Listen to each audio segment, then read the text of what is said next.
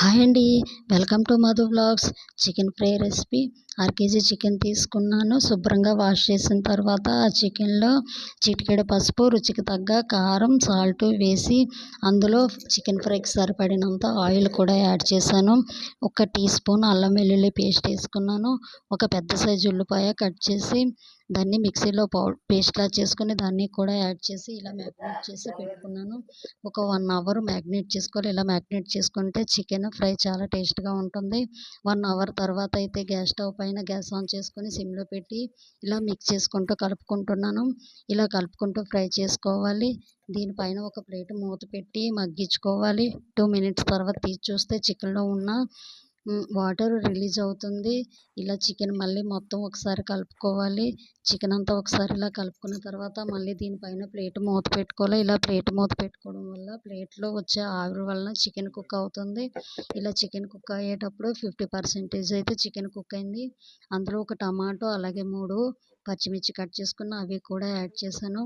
దానిపైన మళ్ళీ ప్లేట్ మూత పెట్టి ఒక 3 మినిట్స్ తర్వాత తీసి చూశాను. ఇలా బాగా టమాటో కూడా మగ్గిపోయాయి. చికెన్ మొత్తం ఇలా ఒకసారి కలుపుకోవాలి. చికెన్ అంతా ఇలా కలుపుకున్న తర్వాత దీనిపైన మళ్ళీ ప్లేట్ మూత పెట్టుకోవాలి. ప్లేట్ మూత పెట్టి ఒక 3 మినిట్స్ అయితే ఉంచాలి. తర్వాత తీసి చూస్తే ఇలా చికెన్ అంతా బాగా మగ్గిపోయి ఉంటుంది.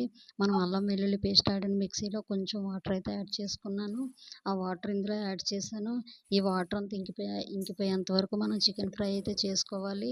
ఇలా ఆయిల్ కనబడుతుంది కదండి, మీరు భయపడవద్దు. చికెన్ మొత్తం ఫ్రై అయ్యేసరికి ఆయిల్ అయితే ఉండదు. మళ్ళీ దీనిపైన ప్లేట్ మూత పెట్టుకుని ఒక 3 మినిట్స్ మగ్గించుకోవాలి. 3 మినిట్స్ తర్వాత చూస్తే చూడండి, ఇలా చికెన్ కుక్ అయితే ఉంటుంది. ఆల్మోస్ట్ ఇంకొక 3-4 మినిట్స్లో మనకి చికెన్ ఫ్రై అయితే అయిపోతుంది. మళ్ళీ ప్లేట్ మూత పెట్టుకున్నాను.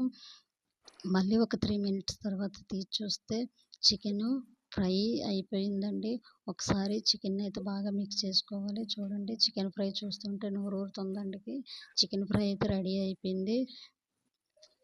చాలా టేస్ట్గా ఉంది.